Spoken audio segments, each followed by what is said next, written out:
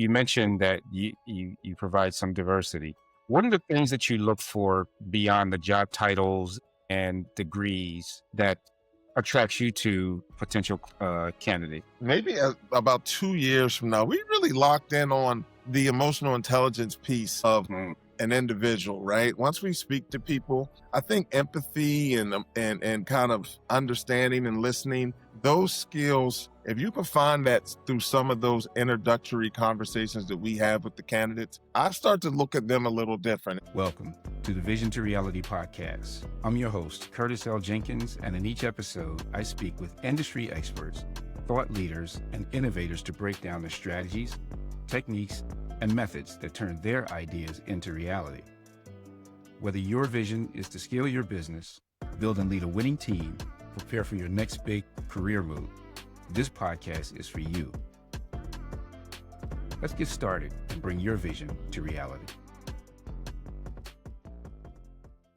Hello, everyone. Welcome back to the Vision to Reality podcast. I'm your host, Curtis Jenkins. Today, we have an incredible episode lined up. We're talking about talent, equity, and the future of work, building careers that reflect the real world. I'm pleased to announce that we have the fantastic Mr. Kenneth L. Johnson, who's a nationally recognized executive recruiter, diversity recruitment strategist, and media personality with more than 25 years of experience. As a president of East Coast Executives, he has guided leading organizations in building diverse leadership pipelines. Kenneth is the organizer of TEDx Harlem, host of the Kenneth L. Johnson Show, 106.5 FM Philly, and host of the Urban League Jobs Network Show, making him one of the most trusted voices in careers and culture. I think we got the right guy today. Welcome, Kenneth. How are you doing today? I'm good. Yeah, that's me. All of that is true. All right.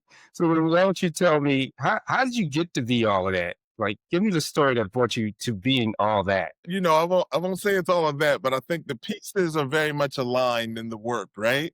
Yeah. So, you know, I have my executive search firm for 24 years now. We celebrated 24 years, September 3rd, and just excited and happy to be here. Happy for all the support we've received over the years from people that really valued the mission, which was simple. It was just to put some equity in the space, provide some opportunities for people that may have been being overlooked. And I think that work in turn and the authenticity in which we do the work allowed me to find some other opportunities like the Urban League Jobs Network Digital Career Success Series and the Kenneth L. Johnson Show. So it all aligns, man. I just like talking about careers, professional development, diversity, equity, and inclusion on occasion, doing the things we do to help support the greater workplace in general. Gotcha. And so who is Kenneth L. Johnson that wanted to do all of that? So what's the origin story? Tell us about how they bring you to this point and why you want to support careers. And All right. So I don't know how far you want to go back, but I'm going to take us back a little, right? Let's go. So look, when I finished school at the University of Pittsburgh, shout out to Pitt and the University of Maryland as well. But when I finished school, I was looking for a job and I had some friends and they were receiving opportunities and I wasn't necessarily receiving the same types of opportunities, right? So I went to a staffing firm and I was working within like the next week. And I'm like, this is amazing. You know, they gave me a great opportunity with a company and it's called Downtown in Pittsburgh. They gave me a great opportunity and it was really good. And I said, wow, I would love to do this. I'd love to own one of these and provide opportunities to the people that live in the neighborhood that I live in, right? Or that I'm from. And within that framework, I wanted to learn about staffing. They never hired me. That staffing firm never hired me. However, I just figured I would find an opportunity and thankfully came back to Philadelphia, literally in Philly back then. And I've told this story before, but I'm going to tell it again, Curtis. In Philly, as you may know, the staffing firms back then, all of them are on Market or JFK. So I started out at 30th Street and started walking down Market Street, going into staffing firms. This is pre 9/11, so you could just walk into an office building and go up to someone's office. Elevator pitch, you know, the whole thing, right? I'm going to find an opportunity. And I had a list of, I think it was 20, 30 companies. And literally, I remember it like it was yesterday. I was at company 15. I had received no's from everyone. And company 15, I received a no from them as well. But it was a lady named Joyce Holly. And she was really nice and she sat down with me and she was like, listen, I think your elevator pitch is really good. It was because I had actually rolled it out 14 times prior to meeting her. So it was tight. She was like, I don't have an opportunity for you, but if I ever do, I'll definitely circle back. So kept walking down Market Street and found an opportunity. Went into a company called Norrell Staffing. They're in the Center Square building there. Met a young lady named Dottie Ackenbrack, and Dottie believed that I would be great to manage temporary staffing at it was a national account they had with UPS. They had a center, a customer service and billing center on Oregon Avenue in Philadelphia for people that are familiar with the area, right around Front Street. Worked there, managed 250 temps. Things were great. 2 years after that, I got laid off. The layoff, it was it was a UPS strike. So it was on the news and everything. But the person from company 15, Joyce, called me when she found out about the layoffs. And she was like, listen, me and another lady, Patricia Troy, started a staffing firm. And I'd love to talk to you about working with us. I went there thinking I was going to have an interview. My desk was already set up. They literally had my desk set up, post-it notes, pens, everything, right? So I started the job that day and had a great time. They taught me the industry. Joyce and Pat kind of taught me about the relationships that are needed to be successful in that industry. And all of that tutelage basically ended up showing me that I did not want to own a staffing firm.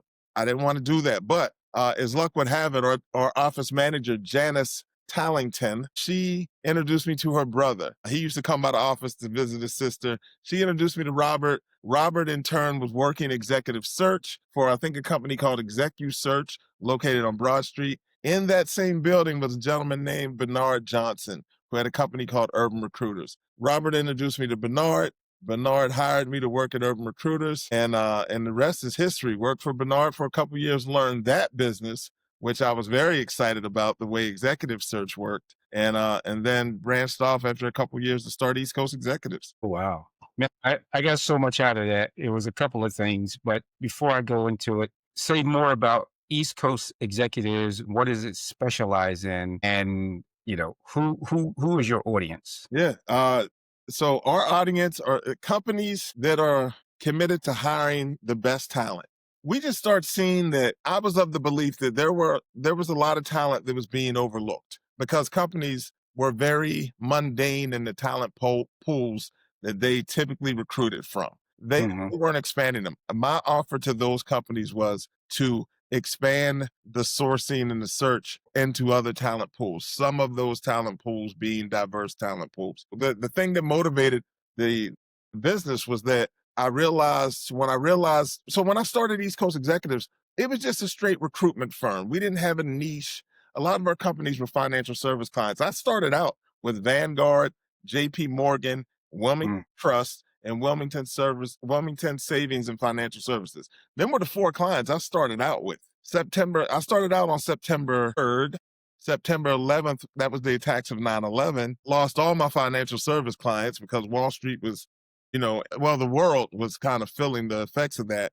But in particular, a lot of the companies that were financial service based, they were pretty much on pause with their hiring.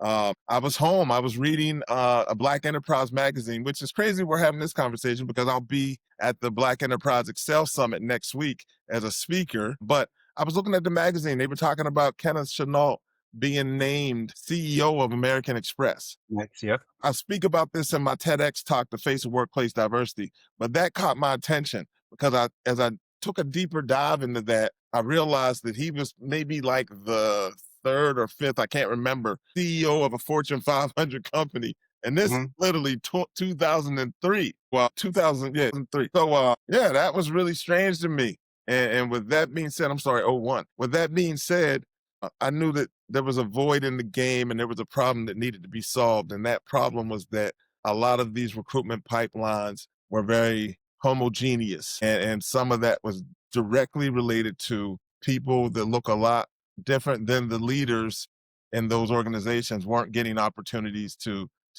grow and to expand within their organizations and others. So I set out to kind of make a difference there. I wanted to be the recruitment firm that helped diversify the leadership in the C-suite of the Fortune 500. Have we been successful with that? Probably not. But I think if we keep doing the work that we're doing, eventually, some of our placements will break through. I'm sure they will. And here's why. The first thing, when you gave me a little bit of backstory, you talked about, I'm just going to characterize it as boldness, right? You walked into these organizations and you made your pitch. One of the things that I also talk about, we have very similar backgrounds, is chance favors the bold. Mm. And so, what is it about you that makes you bold in this way? Like, why are you driven this way? I'm from a place, and it's a small town in southwestern Pennsylvania. The neighborhood I refer to it as East End, but it's in a town called Uniontown, PA. And I don't know, I grew up with a lot of people that challenged me on everything, right? Yeah, So you get a couple wins under your belt, and you feel good, but you just understand that that's the lay of the land. So with yeah, that being said, I never was afraid to be myself, be my authentic self, especially if I believed I was right. yeah, And, like, if I truly believed, "Hey, now I'm right on this," or if something was wrong, right? right, right. It's the opposite side of that. And I think that boldness just comes from having wins in those scenarios. Okay. And so that's why I doubled down and said, I think you're going to be successful in what you do because of that boldness. And so I want to go back to the DE&I piece, right? And I'm going to read something that you wrote, and I want you to expand on it. So in today's climate, where there's an unsettling pushback on diversity, equity, and inclusion initiatives, it is more important than ever to reaffirm our commitment to these principles. Talk to me about why you wrote that and what that means and what you plan to do with it. Yeah, I think a lot of people are feeling the pushback, so they're just basically shutting down and kinda running away from the confrontation, right? Mm. Mhm. But these are the same people that really stood up behind it saying how right it was. So what changed, right? And I don't Yeah, care if people want to change what it's called. That doesn't bother me at all. Call right. it belonging, call it equity and values. I don't really care what you call it. But let's not get away from the fact that there's some discrepancies that need to be addressed. Mhm. There's people that are being wrongly positioned outside of the decision making opportunities that allow them to be successful within their career. And if you believe that, then we're aligned and let's go. I don't care if you call it DEI, if you call it, I don't care what you call it, but let's make the work. And let's let people that really are the most talented individuals in the world, some of these people, let's just give them a fair opportunity to be great. And how do you position your talent in that way to say, "Hey, let's give some folks a shot," right? Let's not be homogeneous. How do you position yourself to make that pitch? Yeah, I think the key for us is we don't really position the talent at all. Okay, We position the companies. I see. So what does the company want? What do you want from your team? How do you want not only that bottom line to be impacted, but if you're just talking about that, then we have a conversation to share. So let me talk to the talent acquisition team. Let me speak to the hiring manager. Let's just see if we can have some competitive balance between the pipeline, right? And with Yep, being said, what allows us some opportunities. Those are the companies that respond to that. I know they're the organizations that we're supposed to be working with. got it. And have you expanded out of financial services? Oh, yeah, that happened probably September, so 9/11, so Yeah, September 11th, the financial service situation kind of got rattled for us. yeah, Let's say maybe 3 weeks later, I was at a football game. This is gonna sound really strange. I was at a I was at a game at Temple University, Temple football, right? I was in Philly. I don't even know who they were playing, but they were playing. This is at the old vet, right? This is Veteran yeah. Stadium. So a good friend of mine from high school, from that same town, Uniontown, PA, he was the on-premise director at Pepsi, the bottling group up on the boulevard. Mhm, mhm. So he asked me that I want to go to the game. He had a box, Pepsi, I guess they had the contract. So we're sitting in the box. Our kids are running around and everything. It's a good time. And and I'm explaining to him the situation I'm going through. And he was like, I'm actually looking to hire some people now. And some of the neighborhoods they'll be supporting will be North Philadelphia, West Philadelphia. And it would be great if I could hire, because they were doing the on premise sales side of that business, right? And he was like, it would be great if I could hire some people that very much represent those neighborhoods or at least relate to the people in those neighborhoods, right? And I was like, hey, let's expand this conversation. Like, I can definitely recruit that type of talent for you. So probably 3 weeks after 9/11, we had Pepsi. So we supported them in Philly, and we did such a great job, Curtis, that we got on the radar of the so Pepsi had corporate Mid-Atlantic. The Pepsi Mid-Atlantic offices were based in Columbia, Maryland. We got on the radar of them. A gentleman named Joe Sims was running operations there, and he wanted to know what the people in Philadelphia were doing so well that they were getting all these diverse candidates, right? And Yeah. they said, "Oh, we're working with East Coast executives."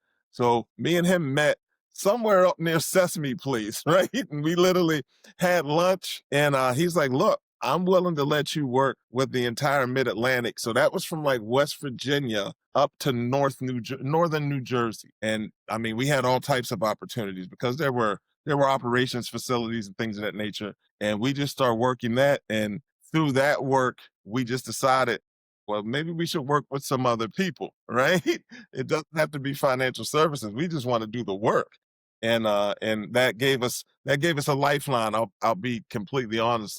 Roger Maher, thank you so very much for that invite to go watch the Temple game, and it ended up giving us a lifeline and giving us opportunities to expand the work that we do, and honestly, giving me an opportunity to think a little different about who we were supporting. Yeah. Yeah. So I'm going to go back to again, chance favors the bold, right? So when you talked about your story and being bold and making your pitch, you met a woman, I forget her name, Joyce Holly, but Joyce. Okay. Joyce, say it again, Holly. Holly, yes, And so then when you got the call from Joyce, right? That is her knowing you, right? We always talk about it's not what you know, it's who you know. And I'm always saying, no, it's who knows you. yes. It's who knows that you are the person that can solve that problem, right? That so much so that when they're having a problem, they reach out to you. I guess what I'm saying here is about the lesson of, I talk to introverts all the time versus extroverts. And I'm like, you still have to be bold. You still have to tell your story. You still have to make your pitch because people will never forget that about you. And then they'll reach out to you when they need you. And so now, go ahead. You were going to expand on it. Yeah, for your audience, I just want to let them know, although, that was a chance meeting with, well, I'll call it a chance meeting with Joyce. What Yep. happened is after I went to all 26 companies, Yeah. when I received the opportunity to work for Narell at the UPS site, I circled back and contacted all the companies and thanked them for their time. Everyone I met, I thanked them for their time and informed them that I had secured a job. So that's Yeah. he knew I was working still. I continued to stay connected with the network that I built on that journey. And it paid off because she circled back. Absolutely. And I resonate so much with that. I actually wrote that in my book, right? In terms of doing these types of things and following up. So I'm loving it. I'm also loving the fact that you were working in North Philly. So I'm a product in North Philadelphia. Yeah. And you and I know that there are times where people say nothing good comes out of these neighborhoods. And here we are, right? You know, so I was actually in South Philly, but the people at Pepsi had me service North Philly for them. Yeah. But yeah, same, it's the same story, right? And that's why I always stand on that. Like my company started at my dining room in South Philadelphia, and we ended up working with Disney and Tiffany and Company and all these humongous organizations and some really small organizations that are really special to us as clients. But this started in a dining room in South Philadelphia. Yeah. Cool. So you talked about a lot of the people that you've met along the way that helped you. I want to hear about some of the people that you helped, but I want to hear in particular maybe somebody that when you helped them, it changed you. Tell me that story. Yeah, I won't. I'm not gonna. I'll tell you what I'll do. I'll probably. I'm not gonna narrow down on an individual, but I do know that the work we've done at the Urban League of Philadelphia, the New York Urban League, and the National Urban League has been extremely impactful for hundreds, if not thousands. In fact, I'm going to say thousands of career seekers. Like literally, when I left the Urban League, and I used to do consulting at the Urban League of Philadelphia. This was just, I'm going to help you guys connect your constituents with employers. And I was looking at a spreadsheet a couple years ago, and we placed maybe 750 people through that experience, right? And then went on to do this work at the New York Urban League and now hosting the show for the National Urban League, where we get the opportunity every other week to just support the professional development of young professionals, anybody that taps in that wants to hear some of the subject matter experts that are on that show, and even to hear me. And I just think that that's the bigger win for me.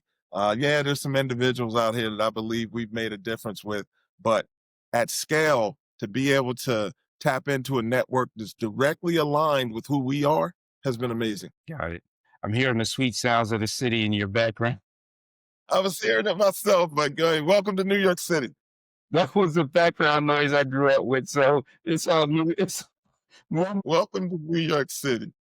speaking of New York City, so we talked about Philadelphia, and now let's transition all the way to New York City.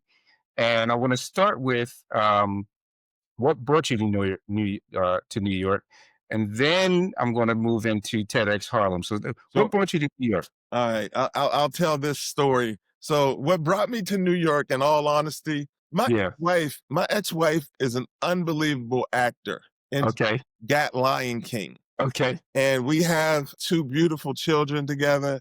And Yeah. one of them at the time, I think, was when we moved. I guess she was 13 or 14, and the other one was one. Yeah. Okay. And when she got that show, that commitment wasn't going to allow me to do much because you can understand any. Shout out to all the single parents out here. I wasn't that, but the situation was operating as such. My ex was going to New York. I don't know. She would leave probably around 12 noon, give or take. That's the train from 30th Street. She would come back home maybe 1 in the morning. Then we just got a smaller apartment in New York, so she wouldn't have to do that hustle. But the point being, it was just much easier for us to come as a whole to New York City, and that's what happened. Okay. So And so now you've moved into you're there. So now your company now is it headquartered out of New York? yeah, yes, it is. Yes, it is. So this is home, and it's been a good thing for us. So it's allowed us. It's New York City, so it's allowed us to maybe build closer relationships to some of the clients we support. I'm in Philly every week, even to do the radio show, and we still have clients in Philadelphia. But yeah, New York's been a good thing for us. So I'm not complaining about that. And listen, it's an hour and 25-minute train ride. I feel like I'm in King of Prussia or something. Yeah. Yeah. I remember when I moved to Delaware for some time. My friends in Philly wouldn't drive to Delaware, but my friends that took planes would come and see me more. So if you're used to it, you're used to it. But if you're not, you don't see those people. And so yeah, it's been good. It's been good for everyone. But I miss Philadelphia. I Yeah. consider Philadelphia home. I was there for quite some time after school, and as a youth, I spent summers in Philly in Germantown with my family. My family lived up there, so I've been doing that probably since I was 7 years old. So Philly's always been like home to me. Yeah, yeah. Okay, cool. So, how'd you become the organizer for TEDx Harlem? Yeah, so speaking of Delaware, right? So I did a TED Talk at Goldie Beacom. I did Mm, TEDx Goldie Beacom. My talk's titled "The Face of Workplace Diversity." Please check it out and like and subscribe. So I did that in 2018, and literally when I walked off the stage there, the first thought in my mind as I looked at the audience was like, "Wow, this would be amazing in Harlem. I wonder if there's a TEDx Harlem." mm, Because I was living in Harlem. Uh, mhm. so I spoke to the organizer of Goldie Beacom, and he was like, "You should look into it." So I did, and there wasn't one that was active. There had been a TEDx Harlem in 2012, but this is 2018 now, and that license had been dormant. So reached out to the people at TED, went through the process, became the licensee for TEDx Harlem, and we've been rocking and rolling ever since. We had a bump in the road called the pandemic. Okay. We didn't do one in 2020. We did our first one in 2019. We didn't do one in 2020. And then 21, 22, we did virtual events. Three, we came back live at Harlem Hospital. And then we missed 2024, but 2025, we did the Apollo stages here in New York City. And that, my friend, was simply amazing. We had some great speakers. The support we get from this neighborhood for that type of event has been nothing but humbling. Everybody's so supportive of the work we're doing. And we've made it so one of our requirements is that all of our TEDx Harlem speakers must reside or have a very, very clear lined relationship to Harlem, to the village of Harlem. The very Right. good neighborhood, and we want to amplify the voices of this community. Hey, I just wanted to take a quick break to say thank you for tuning into the Vision to Reality podcast. If you're enjoying the show, be sure to hit subscribe so you never miss an episode. And if you're ready to level up your business or career, I've got some great resources for you. To turn your business vision into reality, my book, Vision to Reality, Start Working, Start Living, is available now and filled with strategies to help you bring your goals to life. Plus, the companion Vision to Reality digital workbook is the perfect tool to guide you step by step through the process. You can grab both at curtisljenkins.com. And if you're preparing for your next job search, check out my book, The Only Job Search Book You Will Ever Need. This book uses proven marketing strategies that have been used for over 60 years to help you rise above competition to land your dream job. You can grab your copy at curtisljenkins.com. And I have great news. This book will be updated with a new version that includes recent impacts on the job search process, such as remote work, AI, government policy changes, and much more. Thanks again for listening. Now let's get back to the conversation. That's pretty good. I like that. Thank you. So tell me more about also the radio show. Who is your typical listener, or what's the content that you typically talk about that draws your audience? Yeah, you've caught us at a good time. That's a good question. So our typical, so I'm going to move away from the listener and say our typical guest, because oftentimes the guests drive the listenership, right? So Right. starting out, so I had a show in Philly called the Career Seekers Show prior to Mhm. the pandemic. We probably did that show for a little over 3 years. I had two co-hosts, Alberta Bloom, Tiffany Sutherland, amazing people. We did a show. It was great. The show was designed, our branded is your only source for career and job search information with a focus on diversity. When I came back for this actual show, I wanted to hone in on kind of what I like to do, right? So I named it the Kenneth L. Johnson Show. We talk about very similar things, but we're leaning away from, initially just to get my wings back under me. I've had guests, I don't know, we're on our 10th show. So I've had guests that I was familiar with. It allowed me to kind of be more comfortable back in that seat.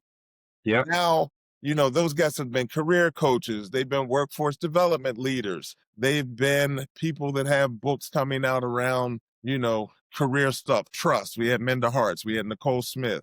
We've had Jermaine Jackson out of Philly. We've had some great people. Alfred Edmond from Black Enterprise. So we've had people that I have relationships with, but they are doing some really interesting work in the space. Now I want to start curving it a little to where we're getting leaders of organizations, CEOs, hiring managers, just C-suite executives and things of that nature, or people that are running platforms. I have my eyes on some people from Indeed. I've done some work with them, LinkedIn, just trying to get some of those people just to expand it out a little. I really didn't want this show to turn into the show that I already host for the National Urban League. Right. I want it to be a little different, and I think that's the way we'll make it different. So that's the speaker group. The audience, I think, that will come with that are going to be people that just are interested in things that are happening in the world of work, and I'm fine with that. It's great to have job seekers there and people that want opportunities, but I want people that are sitting in their jobs saying, "I want to get better," and that's why we just had Angel Bush from Black Women in AI on, speaking about how you can leverage AI tools to do your job better. That wasn't for anybody looking for a job search. That was for people that are currently in roles that understand what's happening with the world of work right now. So that. Okay. You kind of did a perfect segue to what I was going to ask you next. And again, this goes back to another one of your quotes, and I want to talk more about it. Relationships still matter in the age of technology and AI. What does that mean? Yes. To take Lisa Rangel, she was one of our one of our recent guests. We're Yep. doubling down on people. Okay. And I think, I'll share a story. So as a recruiter, an executive search pro, I'm reaching out to companies. trying to see if they want to engage our services. And I'm also reaching out to candidates to see if they want to be positioned for opportunities that we currently are engaged in our search process, right? And I was sitting here in the office one day and I'm like, I think I'm talking to AI. I'm not talking even to a real person. Basically, our prompts were talking to theirs, right? So, and I'm like, this is craziness. Like, you know, the system that we're using literally is holding a conversation with whatever this person's using as well.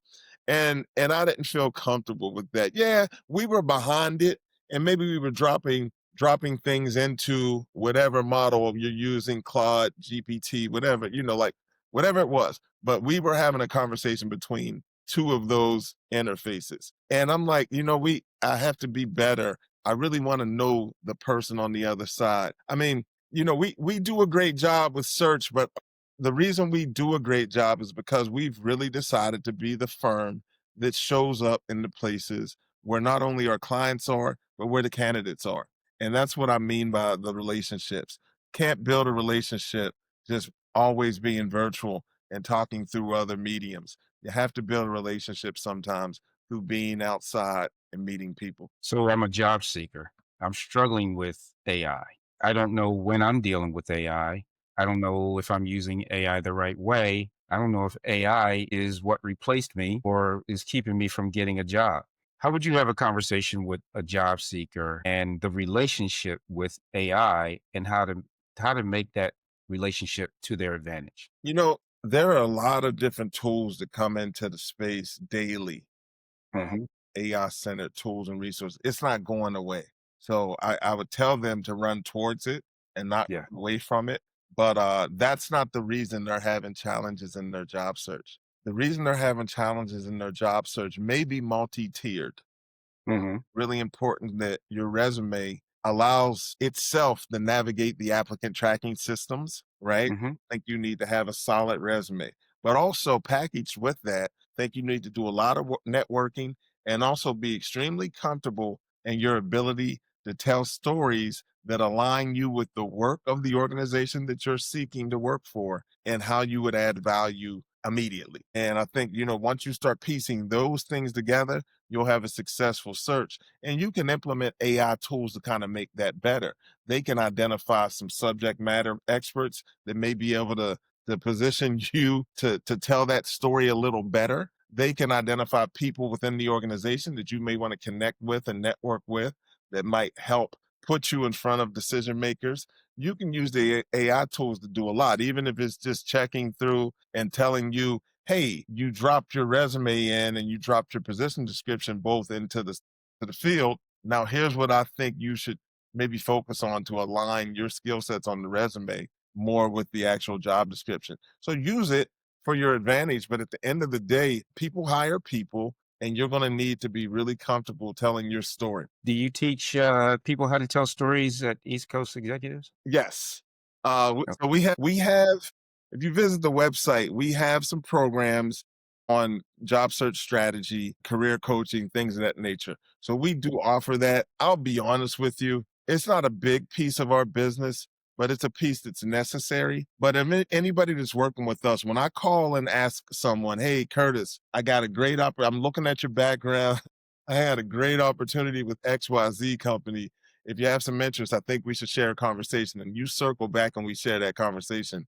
I will definitely offer some advice on how we could package your story to align well with the products and our services of that organization. Okay. And so as a recruiter, you mentioned that you provide some diversity. What are the things that you look for beyond the job titles and degrees that attracts you to potential candidates? Yeah, I think it's the all right. So maybe about 2 years from now, we really locked in on the emotional intelligence piece of Mm. an individual, right? Once we speak to people, I think empathy and kind of understanding and listening, those skills, if you can find that through some of those introductory conversations that we have with the candidates, I start to look at them a little different. It's not just a resume; it's never going to be that.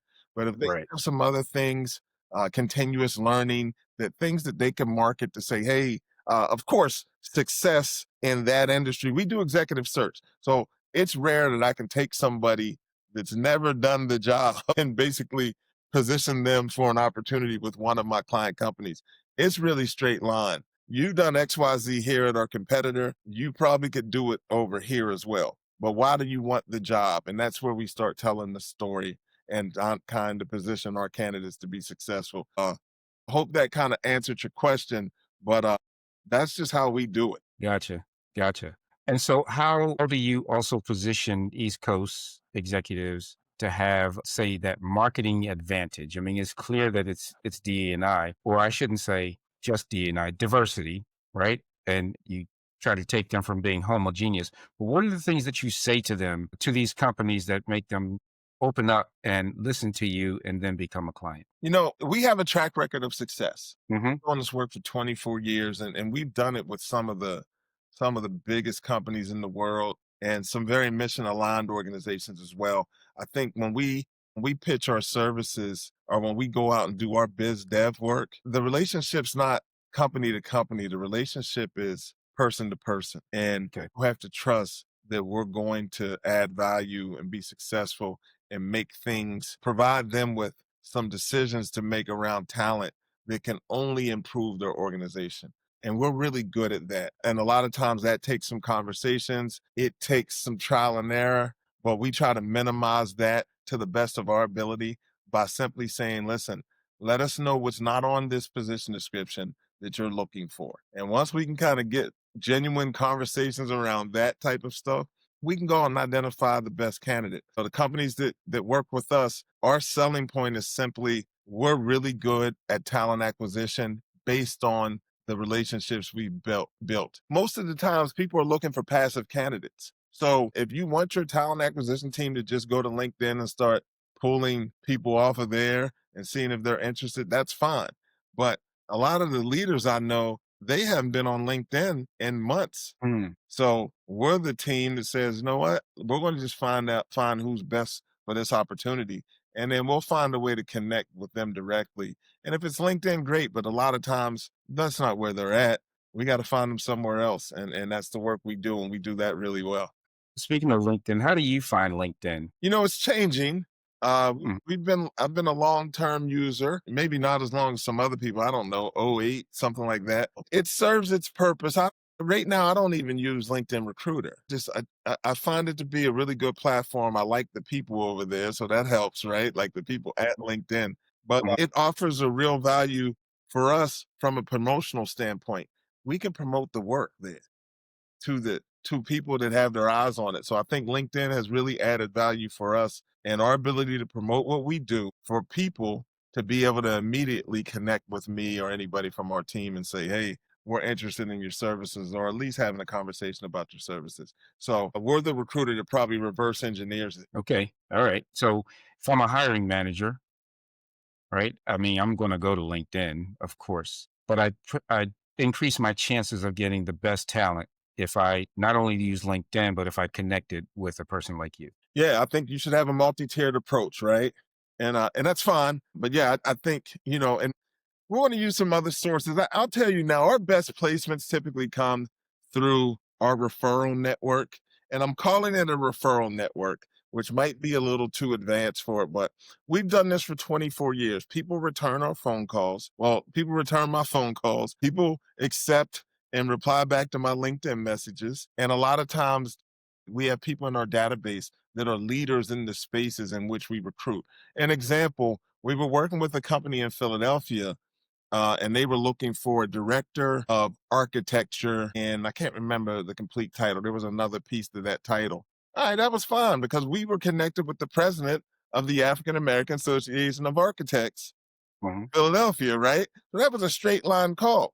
I didn't even go to LinkedIn. Hey, who do you know that would be right for this opportunity? And he was right back at me with maybe two or three people that I could speak to. And I just worked my way through that. And then when we found out that they were willing, this is probably a little too much for this episode, but they were willing, you needed a Pennsylvania license, but they were willing to take a look at people that weren't in Pennsylvania that were willing to get a Pennsylvania license. So that opened Mhm. the search up globally. And with him being positioned as a leader in Pennsylvania for that organization, he started locking me in with individuals that led to chapters in other states. So we Mm, all the surrounding states, Delaware, Jersey, New York. I was talking to people in Louisiana, but we ended up identifying a gentleman out of Chicago that was the fit. But the reason we got to him wasn't because he was on LinkedIn. He might still not be on LinkedIn, but mhm. him in the organization. Okay. I mean, everything that you said came back to relationships, Yes. like everything. So you really doubled down on a relationship. So no, I do appreciate that. If there's is there a question that I did not ask you that you think is very, very important for you to answer? What is that? Yeah, I think the most important question to answer for your audience is how I ended up on the Curtis Jenkins show, right? That's the question. And that's the power of networking. And within that framework, you mentioned someone who's a relative of yours, who's a good friend of mine, and we That's right. connect and trust was built in that, right? So if That's right. I'm going to be on your podcast, and of course you're going to trust me to give a good interview, right? Because Yeah. because we networked and then we found a link that allowed us to have trust, and that's no different than recruitment, right? Tell Yeah. people that we work with, listen, I don't I don't think we need to give you referrals and all of this, but references, should I say? But the work's here. I'm going to prove to you very quick that I am who I said I am, and we Yeah. who we said we are, and we'll get the work done. And I think there's a trust that we've built in the industry across the board and a lot of that's just rooted in being authentic. Yeah. Yeah. I mean, so I'll add more to that story. So with me rewriting my book, the only job search book you'll ever need, and it was published in 2019. So there was so many different changes that happened since then, right? And we just talked about 'em in terms of AI and DE&I and remote work, quiet quitting, Gen Z preferences, all of the above, and why it's very, very, very important for us to be able to work or find work in this new changing landscape for work. And so in doing so, I put out LinkedIn posts and this podcast, and the LinkedIn kept bringing up this guy, Kenneth L. Johnson. He just kept showing up, showing up, showing up. And I started checking out Kenneth L. Johnson, and I said, "Oh, I got to have this guy on the show." And then I saw who you were connected to. And sometimes a connection on LinkedIn, you can't tell the depth and breadth of the relationship. But it turns out that the depth and breadth of that relationship was really, really strong with my cousin and you. I mean, you being so well connected. So I do really, really appreciate you even saying, yes, when I reached out to you and asked you to do the show. And look, and even before that, once I found out you were a Philly guy, it was going to happen. I was like, this is home camping right here. Let's go. Let's do it. Let's do it. Yeah. So, and for me, I just want to amplify all the great things that you're doing, right? And I think there was one area I didn't talk about, and that's the Urban League Jobs Network show. So, tell me what you're doing there. Yeah, it's been an amazing run for me. You know what? It's interesting about that show. I was a guest on that show two times before I became the host, right? Okay. Yeah, there's a lady named Jody Brockington that was the former host. Jody's a friend.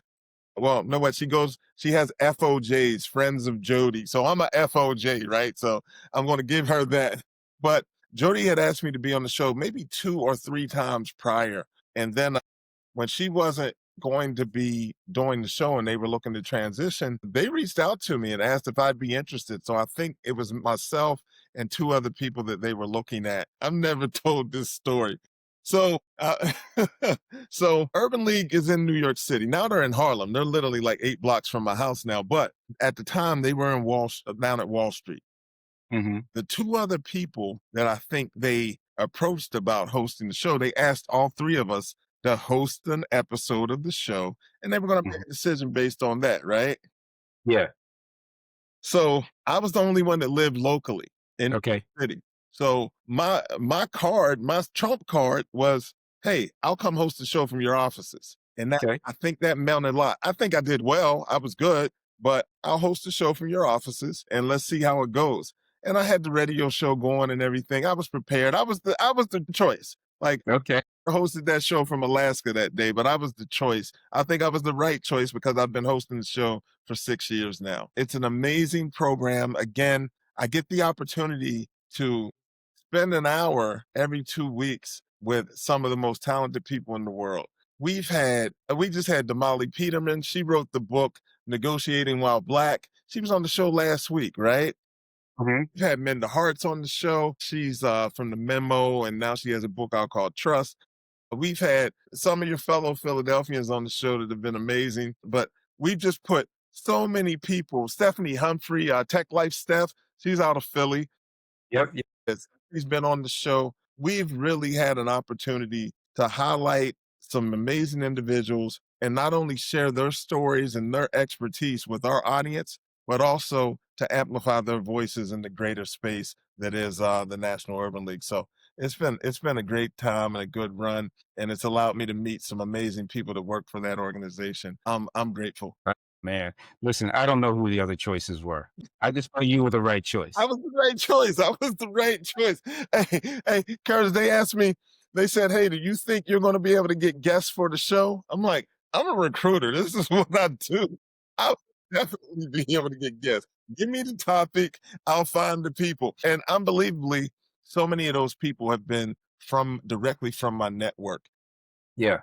And I think that's been a great thing to be able to kind of position them to maybe leverage that to get new clients, right?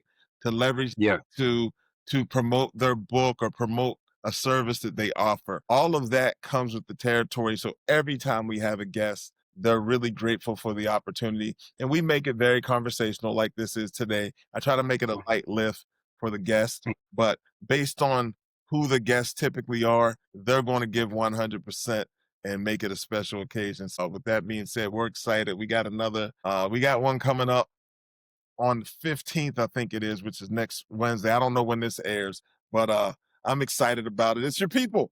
American Water's sponsoring that. Your people across the bridge over there. Yeah, so we're excited. Yeah. Okay, cool. And what else do you have coming up? Anything special? Anything you want to share? Yeah, we're getting we just got confirmation this week that we do have the Apollo again for our June 20th edition of TEDx Harlem. So that's just on my mind. I'm excited about that. Again, I mentioned I'll be at the Black Enterprise Excel Summit speaking about negotiating compensation packages. That is October 15th to the 17th in Orlando, Florida. Super excited about that. And always excited about every Monday when I get the opportunity to go to Philadelphia on WPPM 106.5 FM and talk to people about careers, job search, professional development, and just us. So, with that being said, I got those are the things that I have going on that I'm really excited about. Awesome. Awesome. So listen, great conversation. I knew it would be from the time that I even looked you up, even to now. And I'm so grateful that you're here. I want you to tell us, how can we find you? Yeah, I'm really easy to find. www.eastcoastexecutives.com. The people I need to find me, we're looking for new clients. We're looking for companies that are interested in talent acquisition, executive search, sourcing services. This is what we do, and we're the best in the world at it, I believe. Also, if you're just looking to connect with someone who has a really good LinkedIn feed and gives information and opportunities consistently, please reach out to me on LinkedIn. I'm here to connect and network. This is what drives the world. We're doubling down on people, and that's the work we're going to do. So thank you so very much for having me, Curtis. I really appreciate it. Oh, it's my pleasure. And we'll be sure to put all your information in the show notes. Thank you so very much. Perfect. And with that, this is a wrap. Thanks to everyone for joining us for another episode of the Vision to Reality podcast. Until next time. That's a wrap on today's episode of the Vision to Reality podcast. A huge thank you to today's guests. You can find all of their contact information in any resources mentioned in the show notes below. Also, can you do me a big favor? If you found today's conversation valuable, I'd love for you to subscribe, leave a comment, and a review, and share it with a friend or colleague who could benefit from the information shared today. And remember, vision without action is just a dream. Let's turn those big ideas into reality. I'll see you in the next episode.